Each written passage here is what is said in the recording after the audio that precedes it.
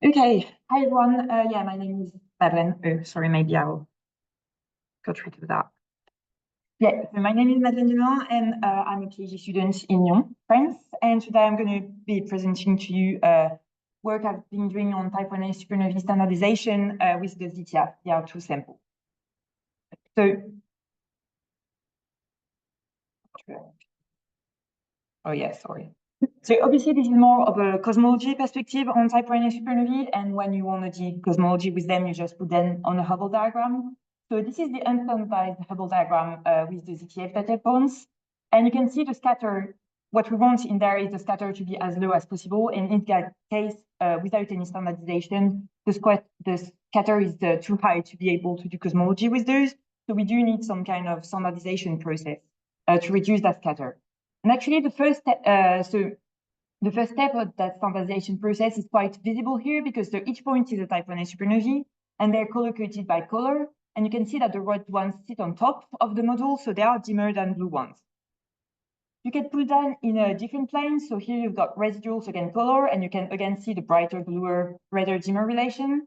So what we do with that is just fit a line through it to get a beta coefficient, and then you get a beta C term that's to correct the observed magnitude. So once you correct for color, you can also plot the residuals against stretch, and you can see there's a similar type of relationship that reveals. And again, you fit a line through that, you get an alpha coefficient, and then you get the second step of your standardization process. And so the last step depends this time on the astrophysical environment of the supernovae. So you choose an environment tracer, and you see that supernovae in young environments are on average dimmer than the one in old environments. This time, it's not a linear relation, it's more of a step-like relation, and that's what we call gamma. So the last standardization parameter, we call that the step.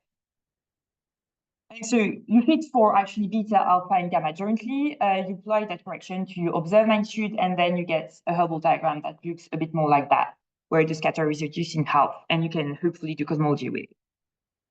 So I'm working in the ZTF survey, so I just have a couple of quick slides just to maybe remind you or talk to you about ZTF. So ZTF is a survey that's located on top of Los Angeles at Palomar Observatory. On the left here on the P48, you've got the 3T transient facility itself that's not in there, so that's the photometric part of the survey. And so the field of view of ZTF is pretty large, it's 47 square degrees. And if you combine that with a short 30-second exposure, you can actually map the whole night sky in one night. ZTF does that in 3 bands, so GR and I, and the depth of it is 20.5 magnitude in R, which is a Type Ia supernovae at a redshift 0.1. So this is a low redshift survey. And what's also interesting with ZTF is that there's a dedicated spectrograph called the SED machine. It's a pretty low resolution spectrograph, but that's enough to type the 1As because the exposure are quite short. Almost every transient that passes the magnitude limit of the SED machine will get typed. So ZTF is actually a spectroscopic survey. Okay. For the work I'll be presenting next, I'm using a subsample of the SN Ia DR2 sample, and which is the volume limited sample. So again, here you've got the unstandardized Hubble diagram, and you can put a very rough magnitude limit here. And because, for example, color is correlated with magnitude, you're going to see that the first faint supernovae that you're going to miss are going to be red ones. So that's an issue, obviously, if you want to look at distribution, the color distribution, because that will be biased by this selection. So what I do is just make a redshift cut. So this is a 0.06 redshift cut. And by doing that, I know that everything I'm going to look at, so distribution effects, should not be due to any selection biases. And doing that redshift cut, you keep, so this is the redshift histogram on top, you keep a bit less than 1,000 supernovae out of the 2,500 that are in the DR2 sample. And finally, so the focus on my work is on the dependence on environment of standardization and also stretch and color. So you do need some kind of environmental properties to kind of probe the environment. And I'm using 2 in that case. So the first one on the left is just the stellar mass of the host galaxy of the supernovae. And the one on the right here is just a local, so I'm using local G-Z color. So it's a 2 kiloparsec aperture around the object from pan-star images both. And on the right, you can see a scatter plot of the local color against the global mass. So you can see they're correlated, but they're not proving exactly the same thing. Okay, so we can now switch on to results. So the first thing I'm plotting there is the stretch distribution of ZTF. So the full sample is in gray. We do recover the bimodal stretch distribution we now expect in Type Ia supernovae. And here we then split on local color to kind of try to distinguish between old progenitor 1As and young progenitor 1A. And we do also recover what is expected, which is the type 1A in local red environments. So you'd expect all progenitor have a double peak stretch distribution, while the one in blue, locally blue environments have just a single peak distribution. And so that was kind of the literature model, but with the statistics we have, we can kind of refine that model.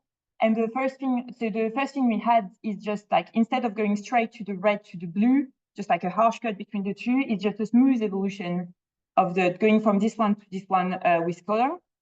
And the other one would be that actually here you can see that the distribution do not really peak at the same time. And we do see in the data a dependence of the means of the stretch mode with global mass. So both of these we had it because they were actually favored by the data. Okay, switching on this time to the alpha parameter, so the stretch standardization parameter. So this is residuals corrected for color and environment against stretch. As I've said before, the usual standardization correction you do is linear, but in the DR2 we do, I mean, this was seen also before, but we see a very strong non-linearity of that relation. So fitting for that 13 sigma effect actually. So quite interesting also is the fact that this point, the breaking point is fitted, and that just falls right in the middle of the two peaks of the stretch distribution. So again, yeah, quite interesting effects we see there.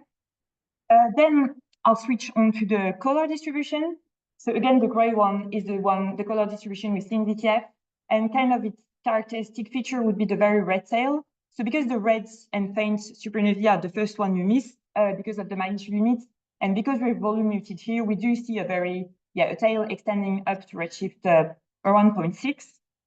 And we fit that with the usual literature model, I would say.